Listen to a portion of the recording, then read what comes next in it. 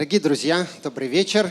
Мы начинаем проект «Эшколот», Гёте-институт, электротеатр Станиславский. Рады вас приветствовать в этом замечательном месте, в электротеатре. Те из вас, кто следит немножко за программами «Эшколот» и Гёте-института, знают, что это не первое наше совместное событие. Это событие в серии таких книжных презентаций, лекций и дискуссий, которые мы делаем, посвященные таким центральным фигурам в интеллектуальной истории XX века. Вальтер Беньямин, Ханна Аренд. И сегодняшняя лекция-концерт, посвященная Арнольду Шонбергу и Теодору Адорно, это тоже часть вот такой вот серии наших совместных событий, к которому присоединился к нашей радости электротеатр. И я хочу сейчас для небольшого вступительного слова передать микрофон директору Гёте-института Астрид Веге. Добрый вечер. Good evening. Thank you very much, Simon, for this introduction. And it's the first event this year, but not the first one at all. We have cooperated very successfully, and I'm very happy that we will continue also this year. This is a special event. It's a lecture and a concert. And I'm very happy to welcome Golan Gur, our speaker of today. He will talk about Schoenberg and Adorno and critical composition and what is the role of composition also as a means of cultural criticism. I'm especially happy also that we cooperate, or that today the Moscow Contemporary Ensemble of Music will play here. It's a long-term partner again, so over 20 years we have been cooperating as Goethe Institute with this ensemble specialized in performing contemporary new music. So I'm very glad also about this cooperation. And also the hosting institution, the Elektrotheater Stanislavski, which is also a partner of ours. We have supported a Russian mise-en-scène staging of Heiner Goebbels' piece, which is in the repertoire of this theater. So if you haven't seen it, it's worth coming here. So thanks to all our partners, and thanks a lot for Golan Gur for coming, and I pass the word to our speaker, and thank you all very much for coming. Spasiba.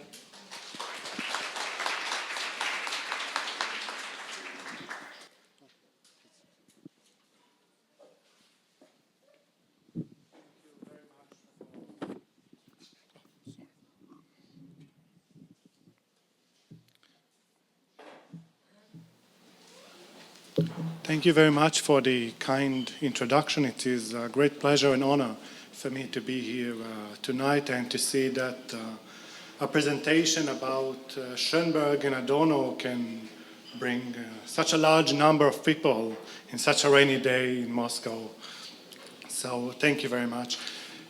Before I begin with my talk, I would like to thank for Simon Paritsky and for Lisa Velichko for making the contact with me and for inviting me to this talk, as well as to the organizations that stand behind the event, namely the Goethe Institute, the Eschkolot Project, the Electro-Theater Stanislavski for hosting us, and last but not least to the FX Quartet who will be playing tonight, and the translators. So thank you all for making this possible. One technical comment. I hear a sudden echo here in my microphone. It's fine? Okay. In this lecture, I would like to develop an argument about the relationship between Schoenberg and Adorno and the contribution of both to the emergence of a new mode of compositional aesthetics, namely critical composition. The term itself was probably coined by the German composer Nikolaus Hübel, but it resonates with a range of ideas and cultural practices that go back to the very beginning of modernist art. In this regard, both Schoenberg and Adorno have played a decisive role. The former defined the musical parameters for critical composition. The latter provided it with a compelling theoretical framework. From this perspective, the relationship between Schoenberg and Adorno is also a fundamental issue in the relationship between music and philosophy. In what follows, I explore various aspects of this connection while referring to its cultural and political context. I would like to begin with a few observations about the state of music and musical thinking around 1900. These observations should not be understood as exhaustive for the understanding of musical modernism. Rather, they are meant as pointers for the analysis of developments characteristic of the musical and discursive situation in avant-garde circles in Austria and Germany before the Second World War. It will not be an exaggeration to claim that the first 2 decades of the 20th century gave rise to some of the most radical and extravagant innovations in the field of art and music.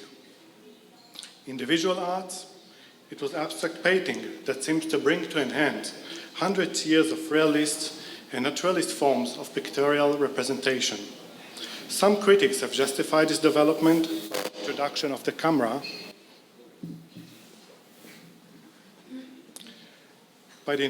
the camera, and its ability to capture optic reality with ever-growing accuracy. But obviously, this was not the sole reason for the development associated with the artistic avant-garde to take place. New expressive needs and impulses also played a role and were probably a more decisive factor in defining the cultural production. So these by no means stood in contradiction to technological development. In music, it was atonality that appeared to invalidate the rules that governed the classical music, composed within the boundaries of the major-minor harmonic system. Just where exactly to draw the line between tonal and atonal music has been a matter of some controversy among music historians. But we know that Schoenberg's first atonal compositions were written against the background of his avow to a new aesthetics of music, one that, as he wrote to Ferruccio Busoni in 1999, was grounded in a complete freedom of mental life and the unconscious. Yet, this is not to say that the new developments can only be understood from the perspective of the work of few individuals. The connection between the artistic breakthroughs of the early avant-garde and the momentous historical events and catastrophes that took place during the 20th century has remained one of the mysteries of art and music historiography. There is no doubt that the wake of the First World War, the October Revolution, and the Second World War had far-reaching impact on the life and work of many artists and intellectuals. However, it would be a mistake to argue too strongly for a direct connection between these events and the fate of modern art and music. On many occasions, the radical cultural practices now associated with modern art have their origin well before and have continued well afterwards. Viewing this issue from a less deterministic perspective, it is at least obvious that the freedoms taken by artists at that time were dependent upon a complex historical process in which the status of the artist in society has gradually changed. Since the 18th century, but certainly also before, artists were expected to innovate and at the same time to prove themselves comparatively better than others in terms of the craftsmanship of their artistic endeavors. This expectation accounts, at least in part, for the tendency of artists to recommend their artistic creations to the public and benefactors as new and uniquely singular. Already Joseph Haydn described his string quartet, Opus 33 from 1781, to his publisher, Artaria, as written in a quite new and special way, auf eine ganze neue, besondere Art. In the 20th century, the appeal to the new took on a more radical character, absorbing further cultural and political implications. According to art historian Harold Rosenberg, self-transformation and the transformation of others have constituted the radical interest of our century, whether in painting, psychiatry, or political action. Similarly, the cultural historian Peter Gay observed that the work of modernist artists and intellectuals was characterized by two factors: the lure of heresy and self-reflection. While both may provide impulse for new undertakings, it is rather their combination, according to Gay, that lent modernism its uniquely uncompromising character.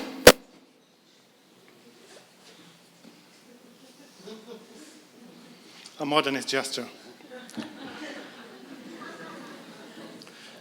The intellectual background explored here to some extent helps revealing some of the points that make Schoenberg's and Adorno's place in the history of musical culture and philosophy so remarkable. Whatever Schoenberg's motivation as a composer may have been, Adorno's intellectual achievement was in clarifying its links with various political and intellectual developments that shaped 20th century culture. In doing so, moreover, he put forward a philosophy of music that insisted that music was not an harmless entertainment, but an instrument of social critique. From this perspective, the radicality of Schoenberg and the Second Viennese School was understood as radical only to the extent that it militated against the prevailing social conditions. It was this idea that lurks behind the notion of critical composition and that tied together Schoenberg's work as a composer and Adorno's aesthetics of music. Born in Vienna in 1874 to a Jewish family of modest financial means, Arnold Schoenberg's starting point as a professional musician did not seem at first particularly favorable. Forced to abandon school in an early age, his family was hardly in a position to support a thorough musical education. Nonetheless, he made quick progress through self-learning, using all the advices he could get from Viennese composers and musicians with whom he befriended, such as Alexander Zamlinsky and Oskar Adler. Schoenberg published several musical pieces before 1900, but his first breakthrough in Vienna came with his string sextet Verklärte Nacht. Based on a poem by Richard Hemmel, the program behind the piece tells the story of a couple wandering in the night. The woman tells her lover that she is pregnant, but the baby is not his child. The man responds by an act of reconciliation with the woman, accepting the child as his own. Fully instrumental, the piece evokes the internal drama that haunts the couple in their nocturnal encounter by means of the most progressive musical means of the time. The work, Verklärte Nacht, was composed in the post-romantic manner of Richard Strauss, with obvious influences of Richard Wagner as well as Johannes Brahms. Indeed, from a technical point of view, Schoenberg believed that his most important accomplishment in this piece was the fusion of Wagner and Brahms, or in other words, of the extended harmony with a technique that he later called developing variations. For Schoenberg, this was always more than a matter of technique. It was the fulfillment of an aesthetic principle that guided him throughout his musical development and defined both his so-called free atonal expressionist phase and, later on, his 12-tone music. This was in line with his view of new music as a product and summit of musical history. Schoenberg, as well as other members of the so-called Second Viennese School, especially Anton Webern, were convinced that the new in new music, whatever concrete form it may take, had to be sought after in musical tradition, by which they meant mainly German-Austrian musical tradition. In a series of talks given in Vienna in the early 30s and published posthumously by Willy Reich, Anton Webern defined new music as, and I quote, that which has never been said. He concludes that new music would be what happened 1,000 years ago, just as much as what is happening now, namely, music that appears as something never said before. But we can also say, he adds, follow the course of things through the centuries, and we shall see what new music really is. And perhaps then we shall know what new music is today and what obsolete music is. End of quote. Schoenberg dealt explicitly with the concept of new music on several occasions. He was, however, mostly critical about this concept and wished to distance himself from it. In a draft essay titled Neue Musik, he notes that there was no need to invent new kinds of music, and that the older ones were perfectly suitable to serve the creative needs of contemporary composers. It is quite remarkable that he expressed this view after, rather than before, he developed his 12-tone technique. He seems to refer in that context to the musical forms of genres of the classical music, such as the sonata form. But obviously, 12-tone method has changed something real and substantial about musical compositions, at least as far as his own musical works are concerned. This paradox of being both a radical innovator and an exponent of musical tradition characterized Schoenberg throughout his musical career. And this paradox was a major point of controversy among Schoenberg's exponents and critics, including Theodor Wiesengrund Adorno. Among the many authors on Schoenberg, Adorno deserves a special attention. His philosophical brilliance and impressive musical competence made him a particularly insightful commentator on contemporary music. Even more important for the notion of critical composition is the impact of Adorno's ideas on musicians and musical thinkers until this very day. Yet, his ideas cannot be understood apart from the work of Schoenberg and the Second Viennese School. Details and nuances aside, including some very important ones, his view of the nature of progressive or new music, at least since the mid-20s, represents something of a sophisticated elaboration of Schoenbergian positions. The fact that Schoenberg spoke ill at times about Adorno and generally stayed away in engaging with him in direct dialogue should by no means mislead us from recognizing the significance of their relationship to the intellectual history of music.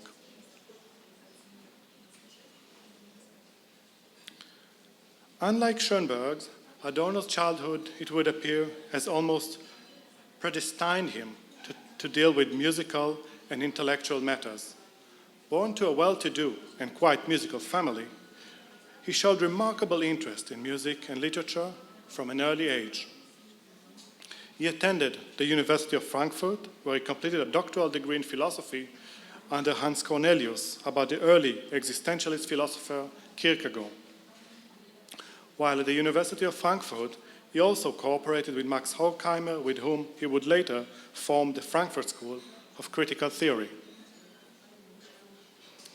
Adorno established his first personal contact with members of the Schoenberg School probably around 1924, following the performance of Alban Berg's Wojciech Fragmente in Frankfurt. In 1925, he moved shortly to Vienna in order to study composition with Berg. Once there, he also met Schoenberg and other prominent Viennese musicians and intellectuals. The piece we are about to hear, Six Studies for String Quartet, from 1920, belongs, however, to a previous period. Adorno composed the piece when he was only 17 years old, while studying with Bernhard Sekles, a composer and conductor of Jewish descent who served as director of the Conservatorium in Frankfurt. It is tempting to search here for musical links with Sekles, who was quite influenced by the French Impressionist school, but one may also argue that already at this stage, Adorno was in search of quite different musical models. I would like now to invite the If X Quartet to play the piece, and we'll say a few more words about it later on.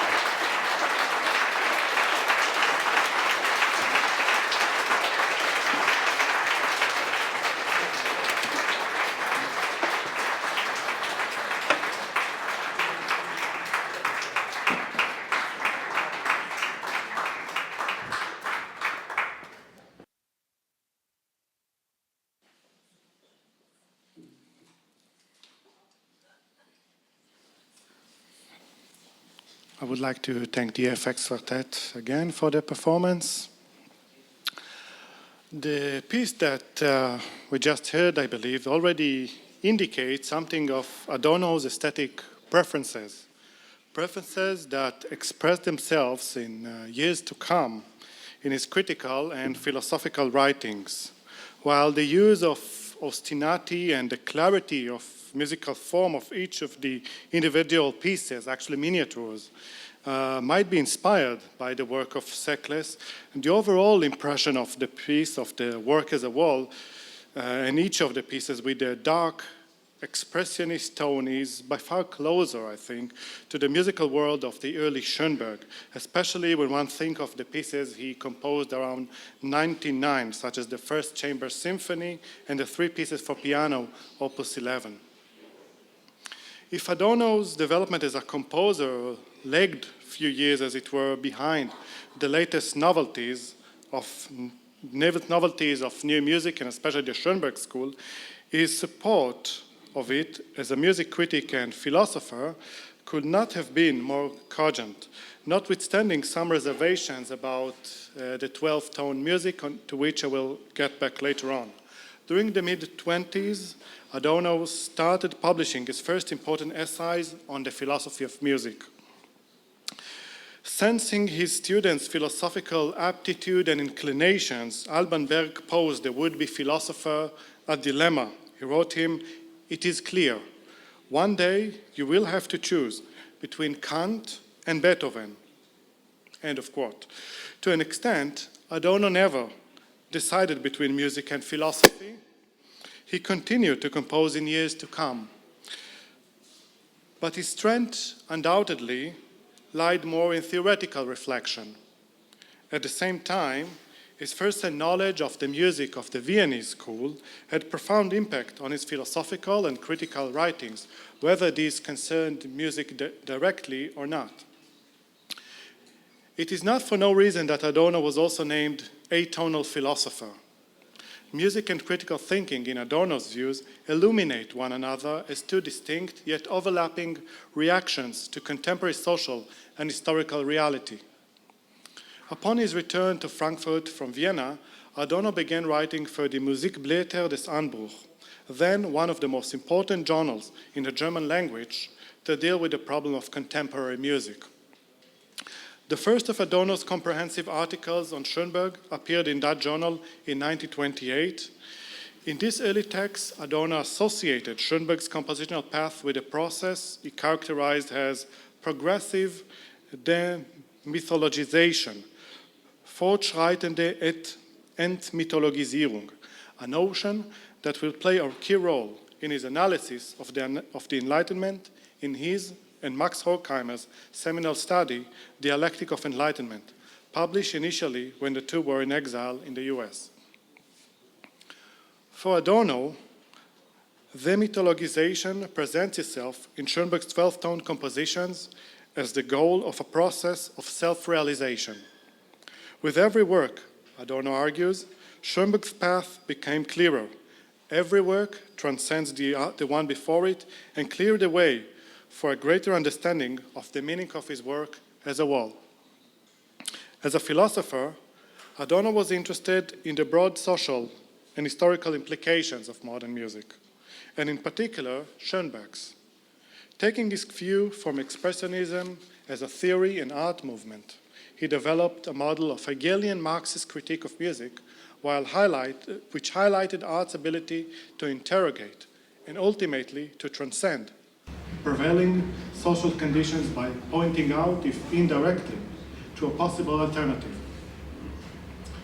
For this achievement, he deservedly recognized as one of the founders of the sociology of music in the generation after Max Weber.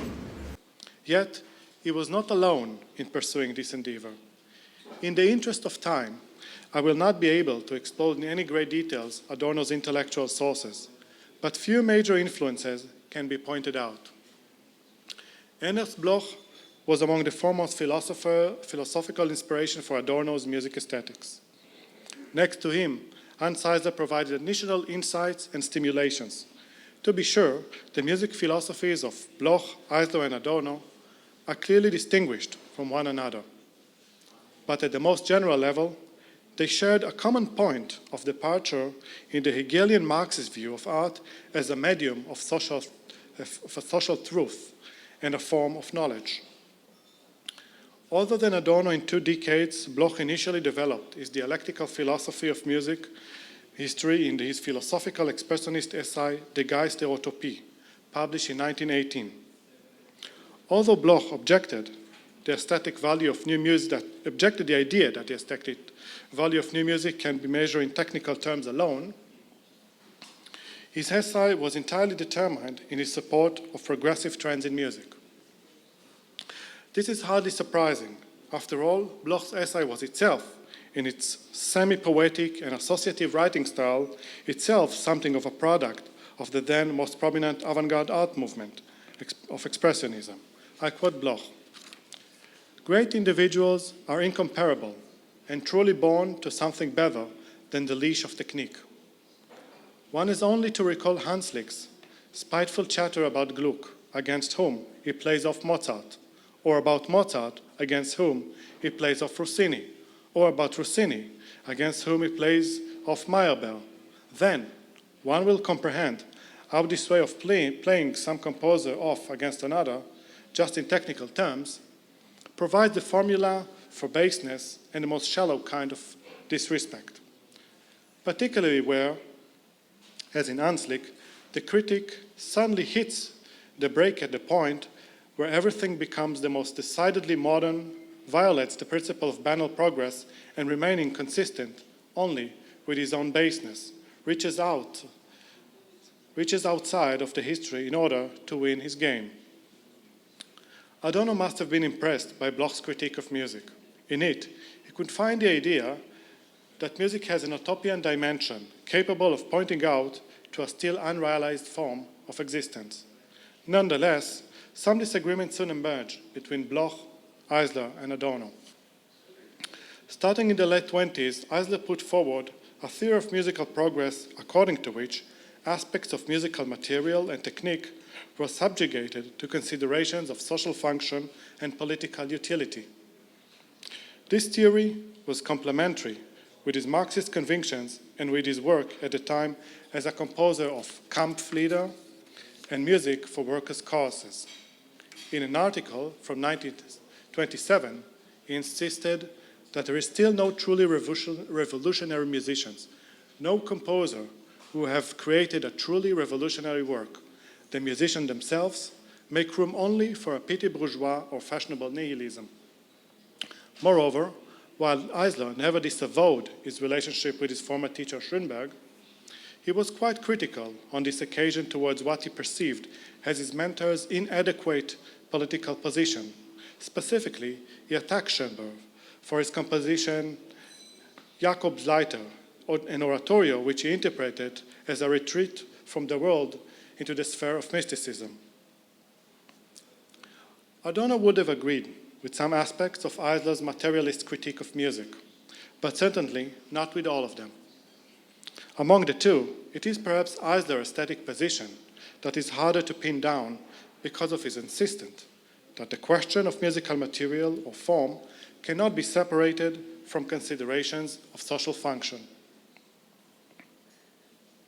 For Adorno, on the other hand, it is never the direct social goals of music that are essential, but rather the politically liberating potential of the music material itself. He credited Schoenberg for being the most advanced composer in this regard, which is not to say that additional aesthetic consideration did not affect his evaluation and judgment. In subsequent decades, Adorno worked out a philosophy of music history in which Schoenberg's work was the implicit model for any progressive work of music, whether in the present or in the past.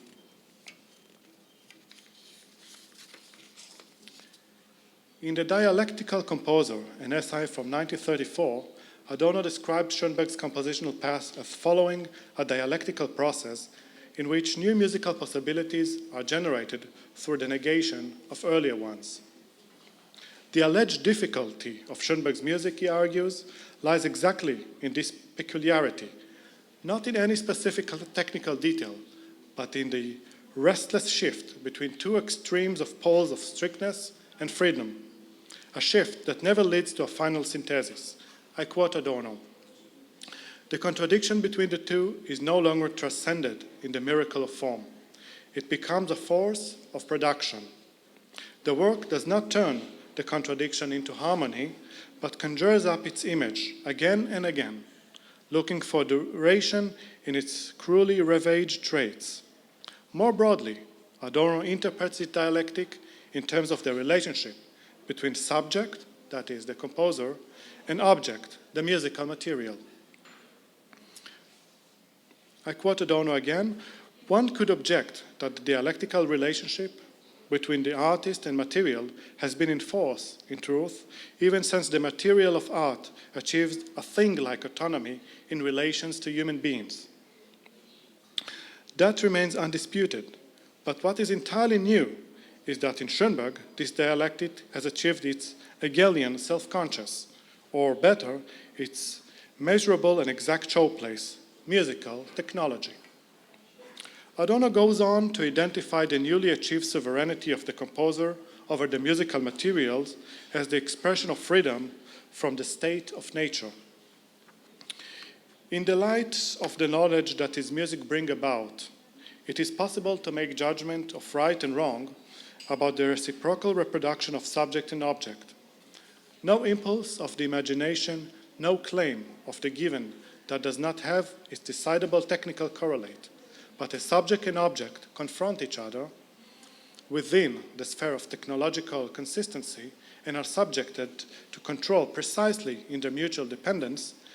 Their dialectic, as it were, has freed itself from its blind state of nature and became practicable the greatest strictness, namely the unbroken one of technique, ultimately really does stand revealed as the greatest freedom, namely that of the human being over his music, which once began mythically, softened into reconciliation, confronted him as a form, and finally belongs to him by virtue of a behavior that takes position by wholly belonging to it. Adorno's theory suggests furthermore that modern art, such as Schoenberg's, is characterized by a heightened sense of self-awareness, akin to Hegel's notion of the end of history. After Schoenberg, he says, the history of music will no longer be fate, but will be subject to human consciousness, not to a mathematical, extrinsic play of numbers, but rather to a conscious that changes itself along with reality on, which is known itself to be dependent and in which it still intervenes. Never writing a music history as such, Adorno nonetheless dealt extensively with the stages leading up to the music of his own time in several of his writings. Crucial to his account is the emergence of music as an autonomous art with Beethoven and the classics. From Adorno's perspective, the liberated character of Beethoven's music is not an argument against its sociological interpretation. The cognitive and social content of Beethoven's work, Adorno maintained, manifests itself in the internal logic of his works. For instance, in his way of developing themes and his treatment of traditional musical forms. Seemingly independent from external considerations, the internal organization of Beethoven's music imitates, using its own means, the logic that animates bourgeois society. The kinship with that bourgeois libertarianism, Adorno says, which rings with all through Beethoven's music, is a kinship of the dynamically unfolding totality. It is in fitting together under their own law as becoming, negating, confirming themselves and the whole without looking outward that his theme come to resemble the world whose forces move them. They do not do it by imitation the world.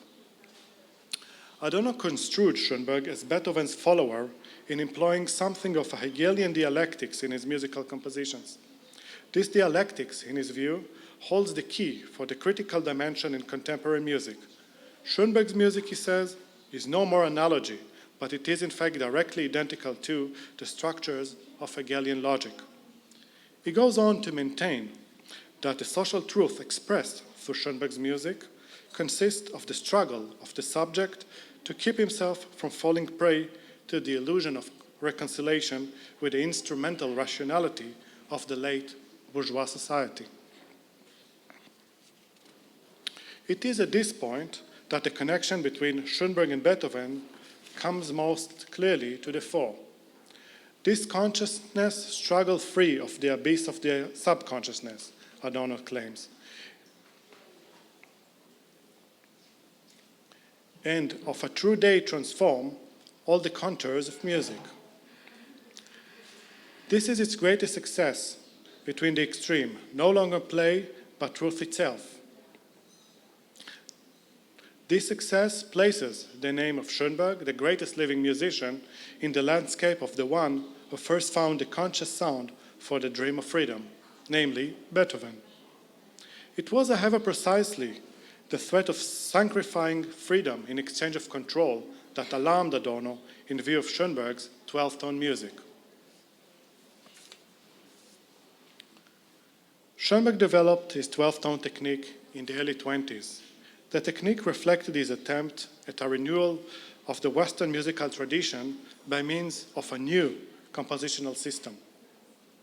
The technical principles of the method are quite simple. Every piece of music, or at least a musical movement, must be based on a series of notes containing all the 12 tones of the chromatic scale. Such a row or a series of notes give rise to 4 possible transformations based on a different arrangement of the notes. These are called in English retrograde, inversion, and retrograde inversion.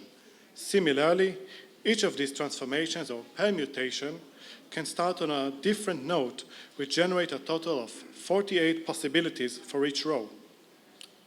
This is the theory. In practice, 12-tone composer and serial composer, including Schoenberg, have used the technique in a much more flexible manner. Moreover, there is no sense in which the technique limits the composer's imagination and inspiration. On the contrary, working with the method of 12 tones technique allows for a tremendous freedom of expression while allowing for a new sense of formal control. Our next musical work on the concert program is Schoenberg's 4-string quartet. This work was composed in 1936 and is considered one of Schoenberg's most notable musical accomplishments in the 12-tone technique. I would like again to invite the FX quartet to play the piece. We will not hear the whole piece, but only the first 2 movements of it. So just we'll have a taste of it.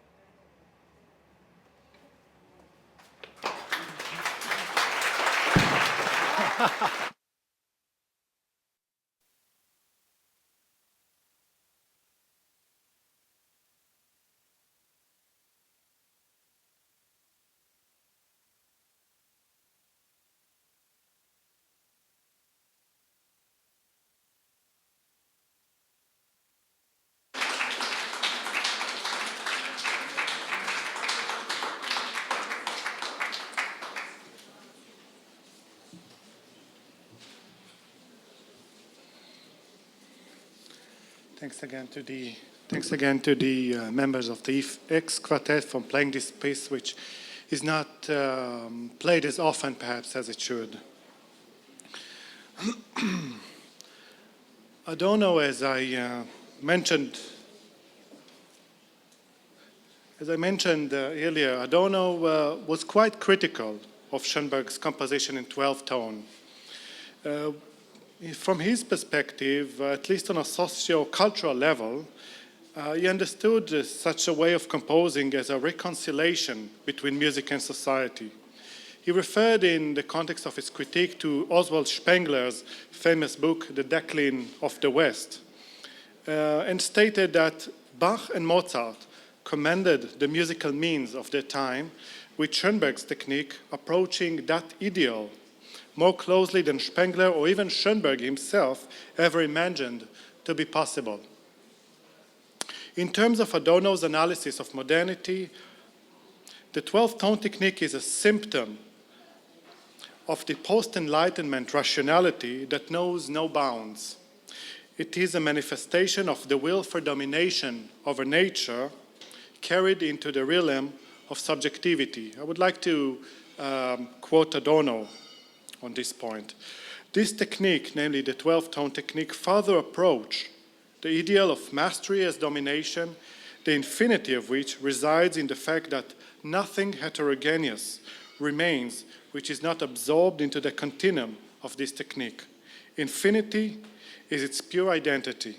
It is, however, the suppressing moment in the domination of nature which suddenly turns against the subjective autonomy and freedom itself, in the name of which this domination found its fulfillment.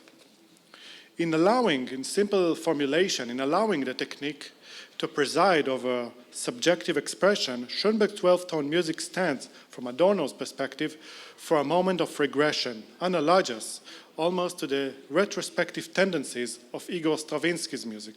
Adorno was a great critic of Stravinsky's music.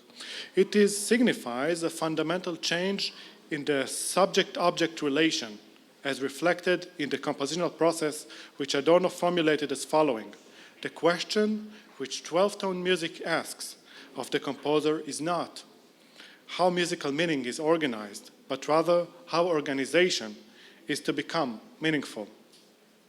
Schoenberg exerted considerable intellectual impact on Adorno, even if they did not agree on everything.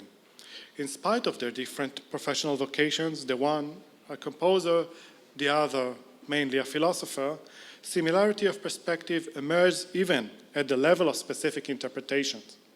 Schoenberg and Adorno invoked, for instance, comparable sociological explanations for the apparent regression from the complexity of Johann Sebastian Bach's polyphony and the Stille Galante of the Mannheim school. No less apparent is the overlap between Adorno's and Schoenberg's opinions in respect to Stravinsky and neoclassicism, as I mentioned. Schoenberg's description of Stravinsky's compositional attitude as a phenomenon of mass psychology reads as a concise statement of Adorno's more elaborated critique of Stravinsky and his primitivistic stylistic phase. Ultimately, the composer admired by Adorno and to which he dedicated many of his writings are the same one to which Schoenberg pledged his loyalty early on in his musical path. The belief in the cultural superiority of German music is fairly explicit in Schoenberg's case, but it was also important to Adorno's musical thinking, which in turn explains the importance the two assigned for musical elements such as structural complexity, development of musical ideas, and the enrichment of harmonic language. Having discussed the Schoenberg-Adorno connection in relation to music aesthetics, I would like now to conclude the last part of my lecture with a brief discussion of the impact of Adorno's on Schoenberg's historical reception. More than any published essay or lecture, it was Adorno's book, Philosophy of New Music, from 1949, that turned out to be a major contribution in mediating Schoenberg to a wide audience of readers in the years after the Second World War. While not accepting each and every facet of Adorno thought, post-war avant-garde composers were highly impressed by his arguments in favor of a critical mode of musical composition. His criticism of Stravinsky and Webern in that book raised some objection, but his theory of musical material, with its indirect or mediated social and political dimension, resonated with new musical and aesthetical currents that were already underway. In the section on musical material in his book, Adorno describes the historical development of music as a process of growing interconnection between the various musical parameters. I would like to quote that few sentences.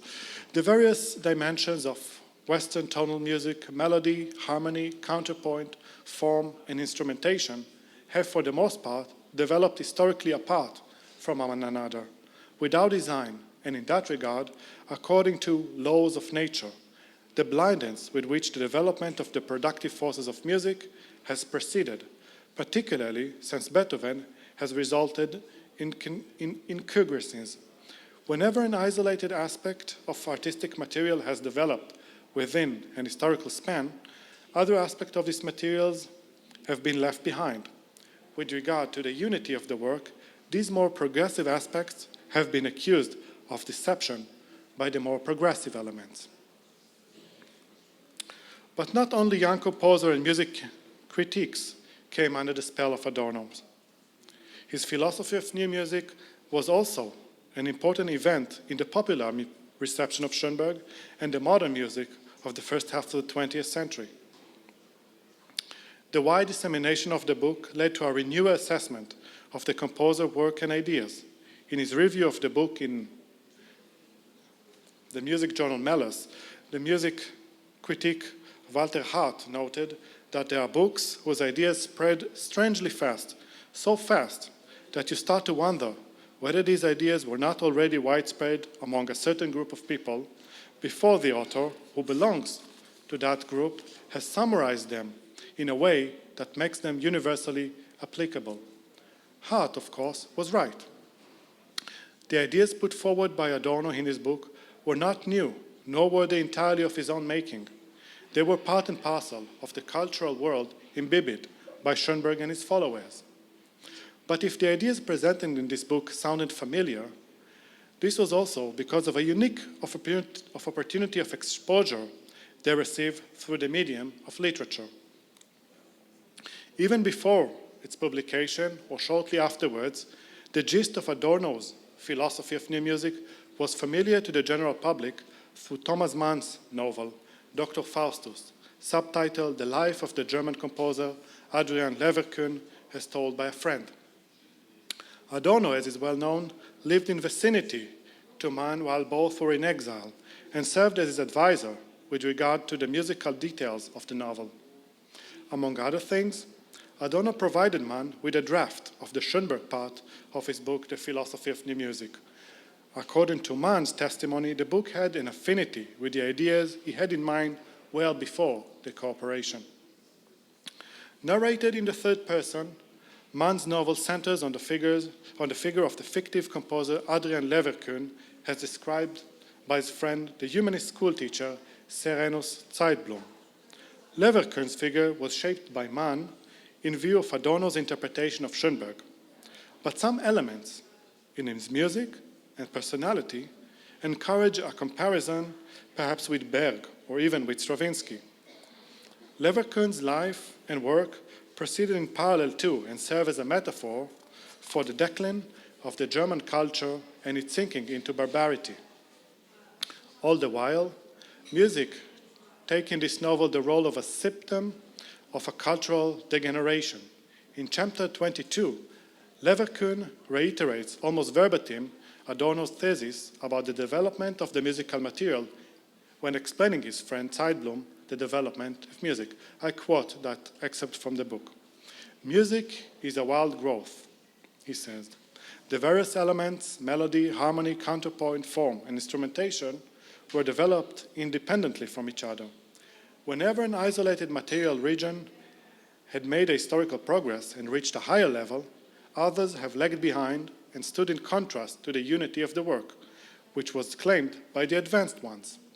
What I mean is this: the more developed the individual material regions, and however diffuse they may seem, such as in the romantic instrumental sound and harmony, the more attractive and commending the idea has become of a rational musical organization of the entire musical material, and with it, the rejection of anachronistic incongruities and cases in which one element has become the function of another, like when, in the romantic time, the melody was a function of the harmony. A page later, Leverkühn explains Zeitblum the technique he employed is a newly composed song, O Lieb Mädel, to words by Clemens Brentano. The explanation is nothing but a description of the ideas behind Schoenberg's 12-tone technique. Again, I quote from Thomas Mann's book. Once in the Brentano cycle, he said, "Oh, a Lieb Mädel, this was achieved completely by basic shape, a multiply-variable interval series of 5 tones from which the horizontal and vertical dimensions are derived and dominated to the extent that this is possible with a basic motive of such limited number of notes. It is like a word, a keyword, whose signs are everywhere to be found and which want to command it completely. However, it is a short word in itself, not very flexible. It offers a limited sound space. One would have to go from here and develop from the tempered 12 tones larger words, words of 12 characters, certain combinations and interrelations of the 12 semitones, tone rows from which a musical pieces, an individual movement, or an entire multi-movement work would have to be derived." End of quote. Leverkühn, however, is not Schoenberg, despite of their shared compositional techniques. Not only do the description in the novel suggest a music that is radically different from that of Schoenberg, but many details have no basis in Schoenberg's biography. Nonetheless, at least one reader of Mann's novel was concerned about the possible confusion between the fictive Leverkühn and the living composer that inspired his character, namely Schoenberg himself. Upon the publication of his book, Schoenberg wrote Mann for explanation about his unauthorized use of his ideas. This was not the first time that Schoenberg was bothered by questions of authorship. It may be recalled how in the early 20s he was engaged in a controversy with Joseph Matthias Hauer on the invention of the 12-tone technique. Joseph Hauer was a composer from Vienna who, more or less at the same time as Schoenberg, invented also a 12-tone technique and used it, but in a very different way in his own compositions. Leverkühn's interest in mysticism must have reminded Schoenberg of his earlier non-fictive rival. Schoenberg wrote about the following words about Hauer. "Hauer's mistake I find very illuminating.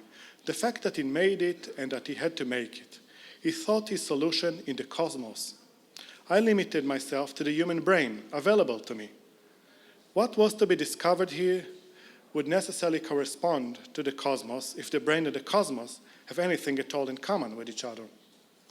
Either we are tied to universal laws, in which case they are also at work within us, or our brain creates independently of the cosmic laws, in which case it is superfluous to search among the latter, since we can neither comprehend nor perceive them."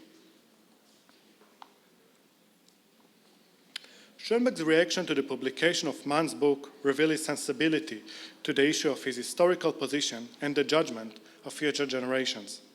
It was enough for him to have flesh and blood competitors, and was by no means ready to let fictive rivals to share the fame he believed he deserved.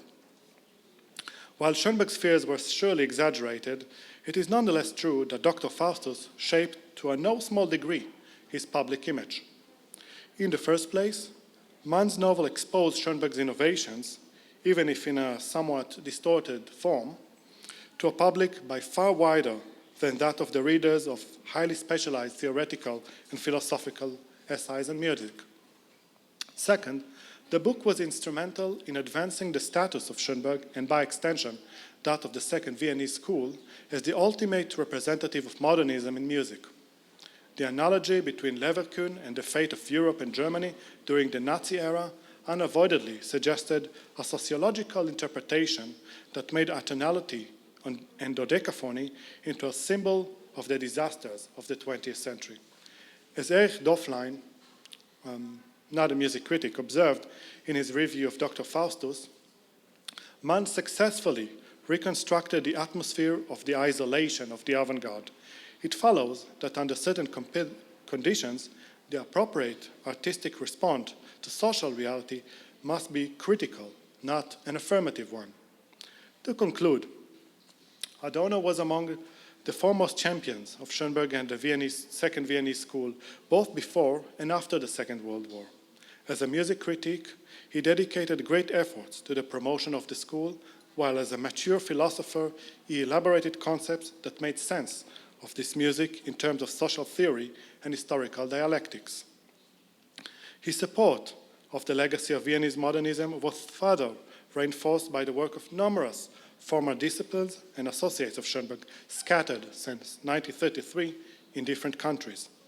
At the same time, the war itself and the tragedy of the Holocaust have affected the work of Schoenberg and in turn conditioned the meanings attached to it by various audiences. Under the new circumstances, Schoenberg fulfilled a role not dissimilar to that of the fictive composer Adrian Leverkühn, and that in symbolizing the fate befallen on humanity with the outset of World War II. In the process, new music has become identified with social critique. From this perspective, critical composition is not simply to be equated with innovation and self-reflection.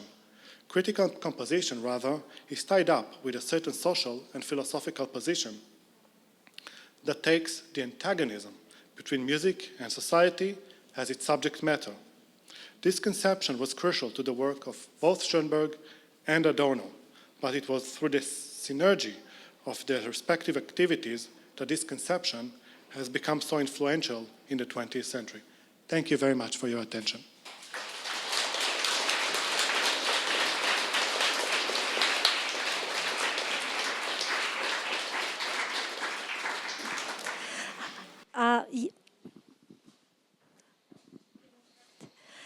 Я бы хотела поблагодарить музыкантов и пригласить FX-квартет в составе Евгений Субботин – скрипка, Артур Адамян – скрипка, Шамил Саидов – альт, Илья Рубинштейн – виолончель.